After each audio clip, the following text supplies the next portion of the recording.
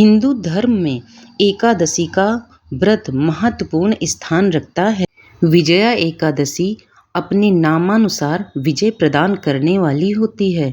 भयंकर शत्रुओं से जब आप घिरे हों और पराजय सामने खड़ी हो, उस विकट स्थिति में विजया नामक एकादशी आपको विजय दिलाने की क्षमता रखती है। फाल्गुन मास के कृष्ण पक्ष की एकादशी का नाम विजया एकादशी है। इसके व्रत के प्रभाव से मनुष्य को विजय प्राप्त होती है। यह व्रत सब व्रतों में सबसे उत्तम व्रत है। विजया एकादशी के दिन ग्यारस माता की कहानी सुनने से भक्ति और आस्था बढ़ती है। साथ ही इस कहानी से यह भी संदेश मिलता है कि ग्यारस माता की कृपा से जीवन के कष्टों से मुक्ति मिलती है। तो विजया एकादशी की कथा सुनने से पहले ग्यारस माता की कहानी सुनते हैं, जिसको सुनने से जीवन के सभी कष्टों से मुक्ति मिलती है।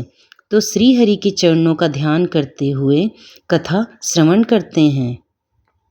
एक बार एक राज्य में एक राजा रहा करता था।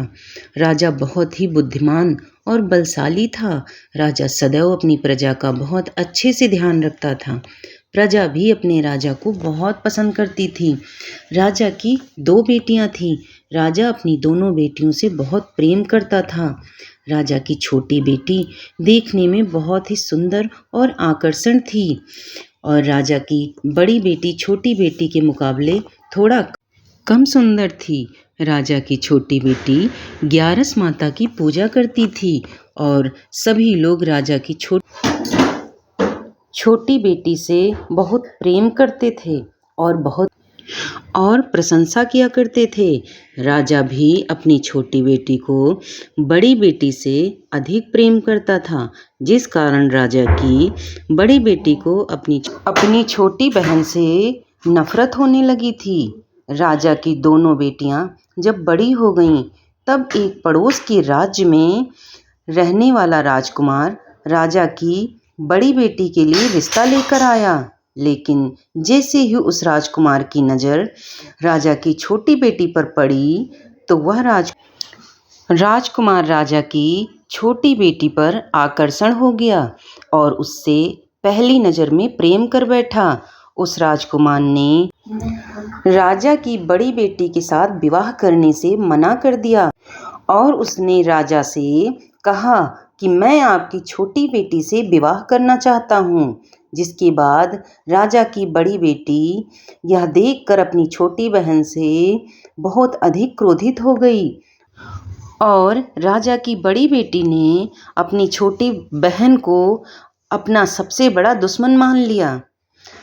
राजा की बड़ी बेटी ने अपनी छोटी बहन से बदला लेने का निर्णय लिया, जिसके लिए उसने अपनी छोटी बहन को जान से मारने का प्लान बनाया। राजा की बड़ी बेटी ने अपनी छोटी बहन को मारने के लिए सबसे पहले एक लड्डू में जहर मिलाकर अपनी छोटी बहन को दे दिया और उसको लड्डू खाने के लिए कहा।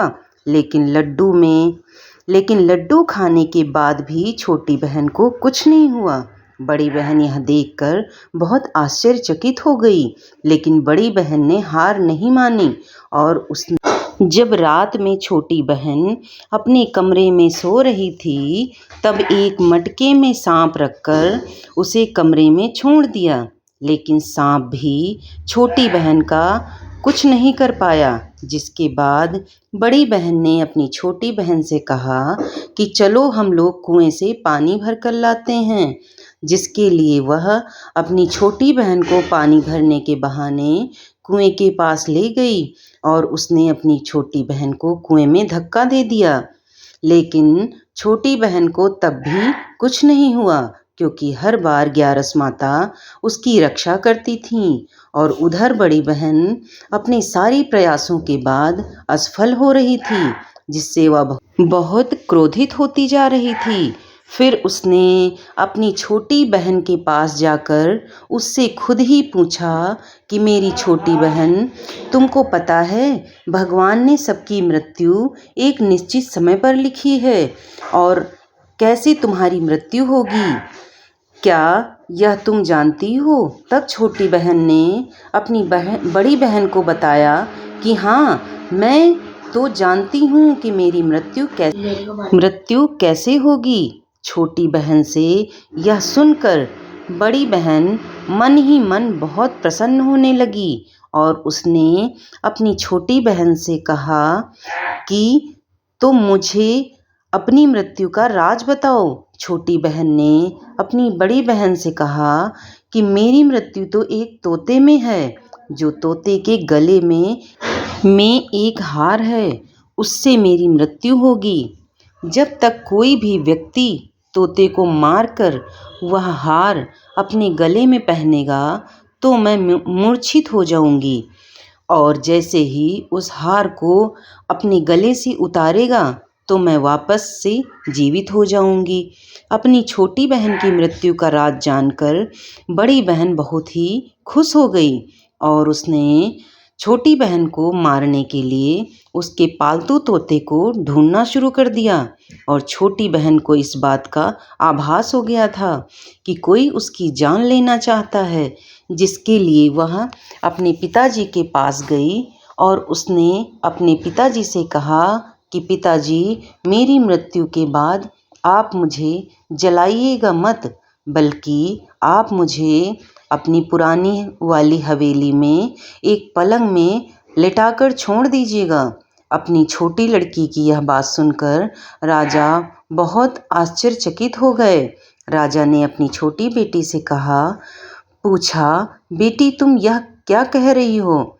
तब राजा की छोटी बेटी ने बताया, पिताजी, समय किसी के लिए नहीं रुका है, कब क्या हो जाए किसी को कुछ पता नहीं है। और फिर राजा ने अपनी छोटी बेटी से कहा कि तुम ऐसी बातें क्यों कर रही हो? 2-3 दिन में तो तुम्हारा विवाह है। लेकिन छोटी बेटी ने अपने पिताजी को ऐसा करने पर मजबूर कर दिया और उनसे वचन ले लिया।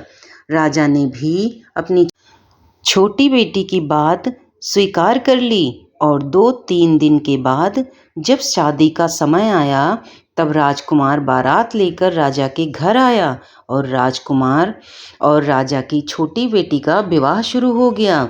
जैसे ही राजा की छोटी बेटी राजकुमार के साथ फेरे लेना शुरू करती है तो उसकी बड़ी बहन अपनी छोटी बहन के कमरे में जाकर उसके तोते को पकड़ लेती है और उसको जान से मार देती है। तोते के गले में जो हार था उसको अपने गले में धारण कर लेती है। जैसे ही वह बड़ी बहन उस हार को अपने गले में धारण करती है तो उधर छोटी बहन 3.5 ही फेरे ले पाती है और वहीं पर बेहोश होकर गिर जाती है। जिसके बाद राजा ने बड़े बड़े हकीमों को बुलवाया और अपनी छोटी बेटी का इलाज कराने के लिए कहा। राजा की बात सुनकर वैद्य ने छोटी बेटी को जब चेक किया तो राजा को बताया कि आपकी छोटी बेटी ना तो जीवित है और ना ही मरी हुई है, यह मैं ऐसा पहले बार देख रहा हूँ। राजा ने वैद्य और हकीम को यह बात बाहर बताने से मना कर दिया और उनको कहा कि अगर तुमने यह बात किसी को बाहर बताई तो हम तुम्हें फांसी देंगे। राजा ने अपनी छोटी बेटी को पुराने महल में जाकर एक पलंग में लिटा दिया और वहाँ पर कुछ सैनिक को तैनात कर दिया। वापस अपने महल पर आ गया और राजा की बड़ी बेटी अपने पिताजी के पास आई और कहने लगी कि हे पिताजी, अगर यह शादी संपन्न नहीं हुई तो आपकी इज्जत का क्या होगा? आप कहें तो मैं आपकी इज्जत बचाने के लिए राजकुमार से शादी करने के लिए तैयार हूँ। जिसके बाद राजा ने अपनी बड़ी बेटी की बात मान ली और राजा ने बड़ी बेटी को छोटी बेटी के कपड़े पहनाकर मंडप पर भेज दिया। लेकिन राजकुमार यह जान गया कि यह राजा की छोटी बेटी नहीं है, बल्कि यह राजा की बड़ी बेटी है। लेकिन जब राजकुमार ने शादी करने से मना किया तो सभी लोगों ने राजकुमार को विवश करके राजा की बड़ी बेटी से बचे हुए फेरों को संपन्न करा दिया और विवाह करवा दिया। जिसके बाद राजकुमार राजा की बड़ी बेटी को अपने महल ले गया। राजकुमार राजा की बड़ी बेटी से ना तो बात करता था और ना ही उसको पसंद करता था, ना ही उसके आसपास भटकता था। और राजकुमार ने यह फैसला लिया था कि वह अपनी प्रेमिका को ढूंढ कर ही रहेगा और यह जानकर रहेगा कि उसके साथ क्या हुआ है। एक दिन राजकुमार अपने घोड़े पर सवार होकर राजा की पुरानी महल के पास पहुंच गया, जहां पर उसने कुछ सैनिकों को देखा। महल के पास पहुंचकर राजकुमार ने जब महल को ध्यान से देखा तो वह समझ गया यह तो हमारे ससुर जी का महल है। तब राजकुमार ने सैनिकों से पूछा, तुम लोग यहाँ पर क्या कर रहे हो? इस महल के अंदर उस पलंग में कौन लेटा है? जिसके बाद सैनिकों ने बताया, यहाँ पर राजा की छोटी बेटी लेटी है। यह सुनकर राजकुमार बहुत प्रसन्न हो गया और वह तुरंत अपनी प्रेमिका के पास पहुँच गया और उसकी सेवा करने लगा। जैसे ही रात हुई तो राजा की छोटी बेटी उठकर खड़ी हो गई। राजकुमार को यह देखकर बहुत खुशी हुई और उसने प्रेमिका से पूछा कि तुम यहाँ क्या कर रही हो? तुम मेरे साथ मेरे घर चलो। राजा की छोटी बेटी ने राजकुमार को सारी बातें बता दी कि मेरी जान एक तोते में बसी थी और मैंने यह बात सिर्फ अपनी बड़ी बहन को बताया था और मुझे पता है कि उसने ही मुझे मारने का प्रयास किया है। उसके पास एक हार है जिसको वह सुबह पहन लेती है और रात को उतार देती है। जब तक वह हार को पहने रखती है तब तक मैं मूर्छित रहती हूँ और जैसे ही वह हार को उतार देती है मैं जीवित हो जाती हूँ। और जब तक मेरी बड़ी बहन के पास वह हार है तब तक मैं ऐसे ही जीवित और मूर्छित होती रहूँगी। अगर मेरी बड़ी बहन के पास जो हार है वह मेरे हाथ लग जाए तो मैं हमेशा के लिए जीवित हो जाऊँगी।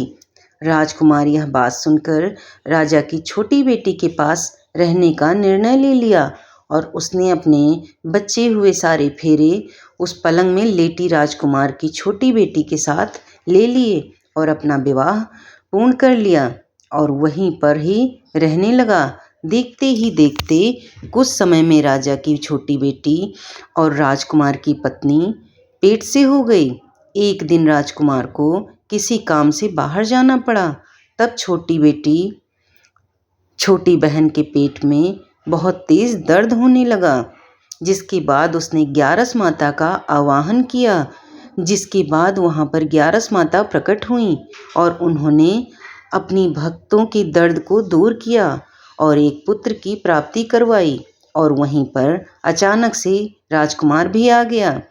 राजकुमार ने ग्यारस माता को देखा तो वह आश्चर्यचकित हो गया और उसने तुरंत माता को प्रणाम किया और ग्यारस माता ने राजकुमार से कहा कि जब तुम्हारा पुत्र 5 वर्ष का हो जाए तो तुम अपनी पत्नी का हार आकर इसके गले में डाल देना। और देखते ही देखते राजकुमार और राजा की छोटी बेटी का पुत्र 5 वर्ष का हो जाता है।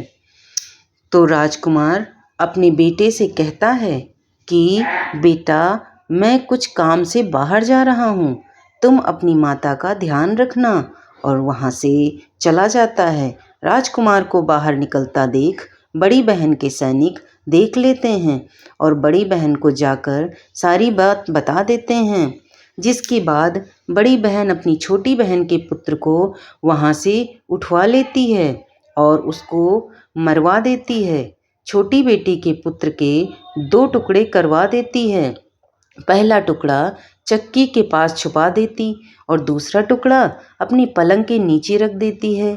अब ग्यारस माता भिखारी का रूप लेकर आती हैं। एक भिखारी का रूप रखकर बड़ी बहन के पास चली जाती हैं, जिसके बाद वहाँ पर भिक्षा मांगने लगती।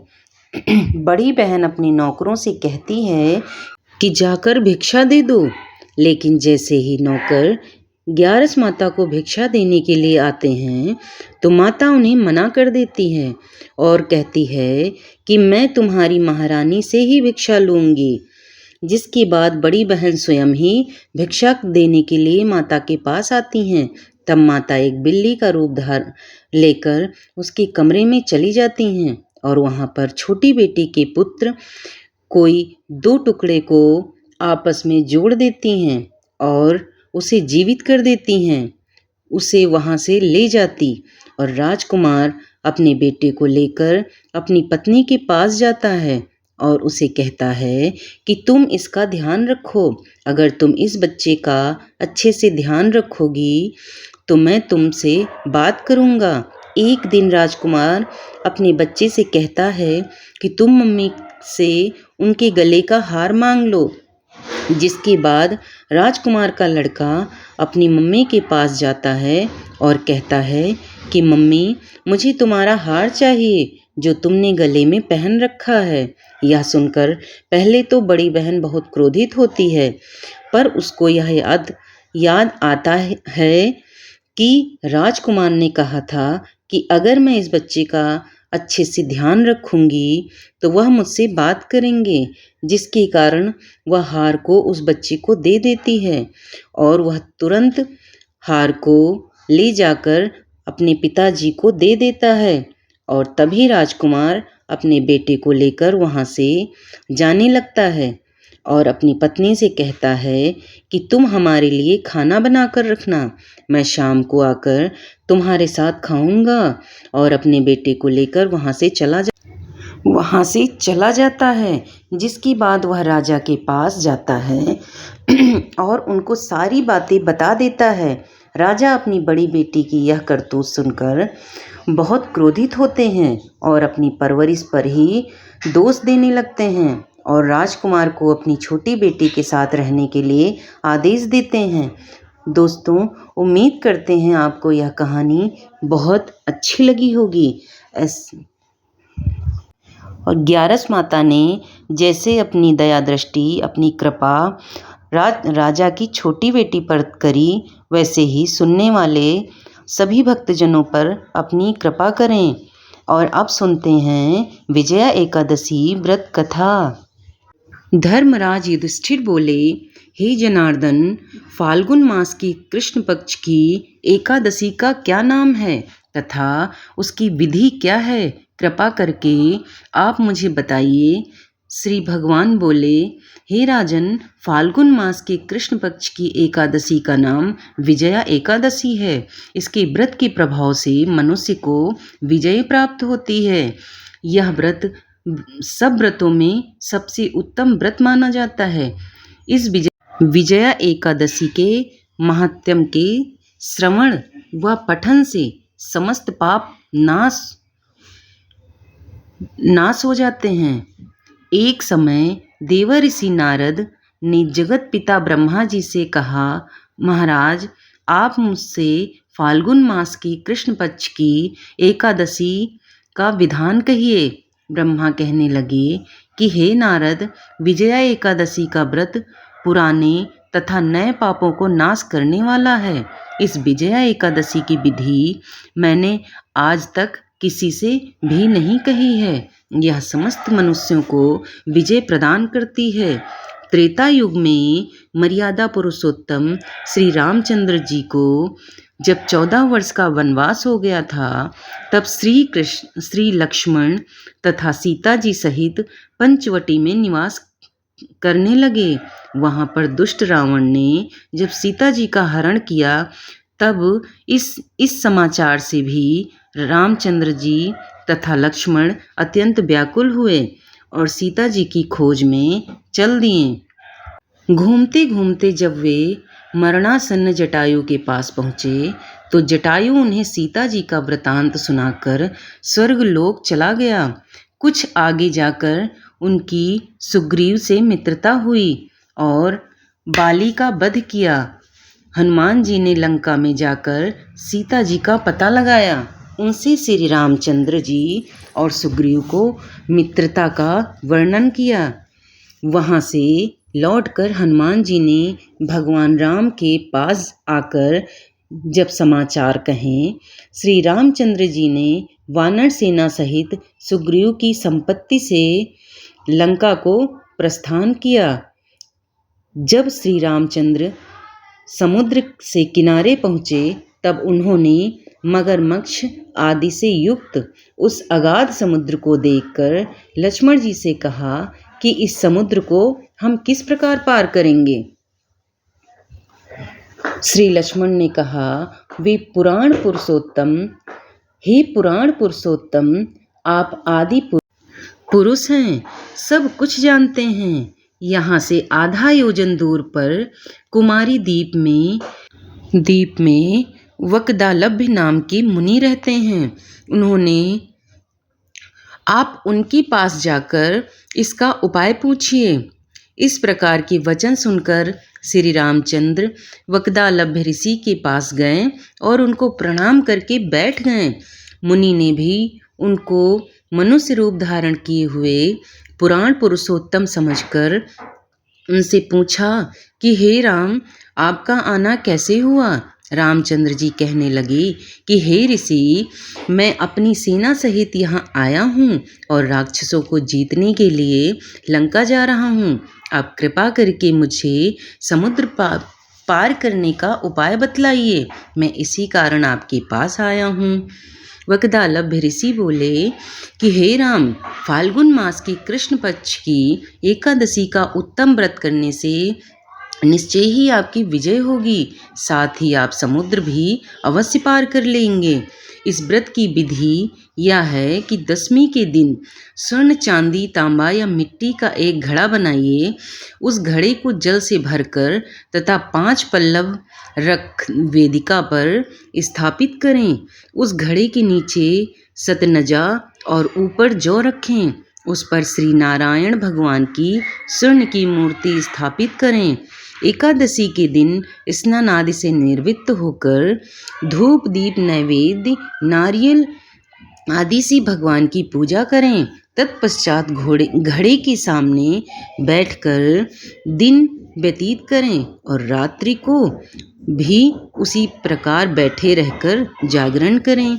द्वादशी के दिन नित्य नियम से निर्वृत्त होकर उस घड़े को ब्राह्मण को दे दें।